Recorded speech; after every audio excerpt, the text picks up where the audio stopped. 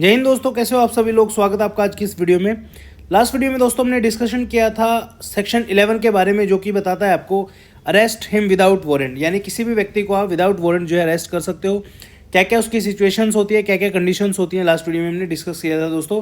आज की इस वीडियो में हम डिस्कस करेंगे सर्च हिम विदाउट वारंट, जो कि आता है आपका सेक्शन 12 के अंदर। तो ये बहुत इंपॉर्टेंट वीडियो होने वाला है दोस्तों। अगर आपने ये सीरीज़ फॉलो नहीं की है तो आपको बता देता हूँ, या आप पहली बार इस सीरीज़ की वीडियो देख रहे हो तो बताना चाहता हूँ कि ये कंप्लीट सीरीज़ CISF एक्ट 1968 के ऊपर जो है हम कवर कर रहे हैं दोस्तों, जिसमें हम हर एक सेक्शन को हर एक वीडियो में जो है कवर करते हैं दोस्तों। ठीक है, तो लास्ट सेक्शन 11 हो चुका है, सेक्शन 12 के बारे में बात करेंगे। मैंने आपको याद रखने का तरीका बताया था दोस्तों। सेक्शन 11 और सेक्शन 12 में ए से बनता है आपका अरेस्ट, एस से बनता है आपका सर्च। तो कभी भी क्वेश्चन आपका आए कि अरेस्ट जो है किस सेक्शन के अंदर दिया हुआ है, सेक्शन 10, 11, 12 इस तरीके से, तो याद रखना है सेक्शन 11 के अंदर अरेस्ट है, सेक्शन 12 के अंदर सर्च है दोस्तों। पहले आप किसी व्यक्ति को अरेस्ट करोगे, उसके बाद जो है उसकी सर्च करोगे। ठीक है, ये इस तरीके से हमने डायग्राम्स का यूज़ करके सेक्शन 11 को जो है कवर किया था। ठीक है, अब बात आती है सेक्शन 12 की, search him without warrant. Arrest तो आपने कर लिया, इस व्यक्ति को ये आपके पास एयरपोर्ट के ऊपर आया, यहाँ पे आपने इसको अरेस्ट किया। अरेस्ट करने के बाद आप ढंग से जो है प्रॉपर तरीके से हर इसकी पूरी जेब, ऊपर नीचे इसका बटुआ, सब कुछ जो है प्रॉपर तरीके से जो हम इसकी तलाशी करते हैं दोस्तों। ठीक है, यही हमें बताता है सेक्शन 12 के बारे में।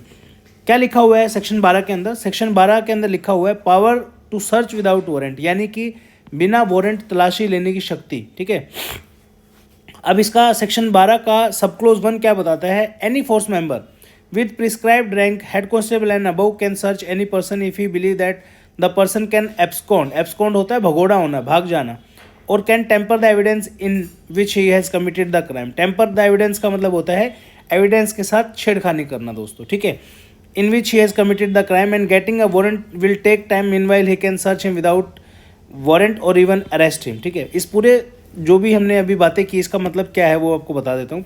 कोई भी फोर्स का member with prescribed rank, prescribed rank का मतलब क्या होता है? निर्धारित रैंक। ठीक है, ऐसा नहीं कि कोई भी आया, मुंह उठाया और पकड़ लिया उसको, नहीं। कौन सा रैंक निर्धारित किया गया है इसके लिए? हेड कांस्टेबल से ऊपर वाले, हेड कांस्टेबल एंड अबव। ठीक है, CISF के अंदर कोई भी व्यक्ति जिसका रैंक हेड कांस्टेबल या उससे ऊपर का है, किसी भी व्यक्ति को सर्च कर सकता है। अगर इस व्यक्ति को जो ड्यूटी पे है उस दौरान, हेड कांस्टेबल या उससे ऊपर का कोई भी CISF का व्यक्ति, अगर उसको लगता है कि कोई व्यक्ति है, ठीक है, वो जो है भाग सकता है या फिर वो एविडेंस को टेम्पर कर सकता है क्राइम से रिलेटेड। ठीक है, और अगर मैं वारंट लेने जाऊँगा तो वो भाग जाएगा या फिर वारंट लाने में टाइम लगेगा, तो इस दौरान जो है इस व्यक्ति के पास CISF एक्ट सेक्शन 12 ये पावर देता है कि भाई आप किसी भी व्यक्ति को सर्च कर सकते हो विदाउट वारंट। कोई इशू नहीं है, कोई भी दिक्कत नहीं है। ठीक है, दोबारा से बताता हूँ बहुत इजी वे में। हेड कांस्टेबल या उसके ऊपर का कोई भी अधिकारी, अगर उसको लगता है कि किसी व्यक्ति को उसने पकड़ा और उसको लगता है कि अगर वारंट वगैरह लेने जाएंगे तो वो भाग सकता है या फिर टेम्पर कर सकता है किसी एविडेंस को, कोई भी एविडेंस है आपका, ठीक है, उसको जो है वो नुकसान पहुंचा सकता है। ठीक है, अगर उसको छोड़ दिया तो आप उस केस के अंदर जो है उस पर्टिकुलर व्यक्ति को विदाउट वारंट जो है सर्च कर सकते हो, कोई दिक्कत नहीं है। ठीक है, सेक्शन 12 का सब क्लोज 2 बोलता है CRP sections related to search are applicable. ठीक है, जितने भी CRP के सेक्शंस हैं वो जो हैं, जो सर्च से रिलेटेड है, होता है ना, सर्च के रिलेटेड जो भी सेक्शंस हैं CRPC के अंदर, वो एप्लीकेबल होंगे आपके इस सेक्शन के अंदर। ठीक है, अब यहाँ पे बात आती है कि सर CRPC ये तो हट गया है, तो CRPC की जगह क्या है आपका? BNSS। तो यहाँ पे BNSS के जो सेक्शंस होंगे वो एप्लीकेबल हो जाएंगे। तो सिंपल सेक्शन 12 क्या बताता है आपका?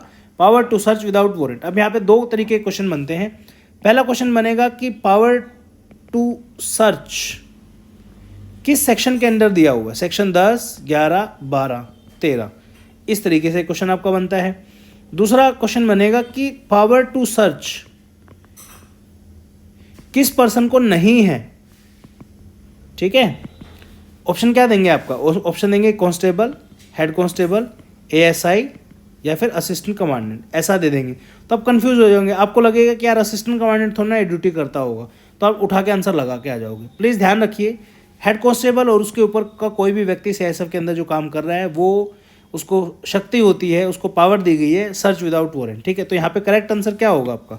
यहाँ पे करेक्ट आंसर होगा आपका कांस्टेबल। ठीक है, कांस्टेबल को पावर नहीं है, मिनिमम जो रैंक है प्रिस्क्राइब्ड वो आपका हेड कांस्टेबल का है। तो इस तरीके से आपसे क्वेश्चन पूछा जाएगा जो आपको याद रखना है। तो नेक्स्ट वीडियो में हम डिस्कस करेंगे सेक्शन 13 के बारे में, जो कि हमें बताता है किसके बारे में, procedure to be followed after arrest, यानी आपने किसी व्यक्ति को अरेस्ट कर लिया है उसके बाद का क्या प्रोसेस आपको फॉलो करना है। तो इस वीडियो में इतना ही, मिलते हैं नेक्स्ट वीडियो में, तब तक के लिए बहुत बहुत धन्यवाद।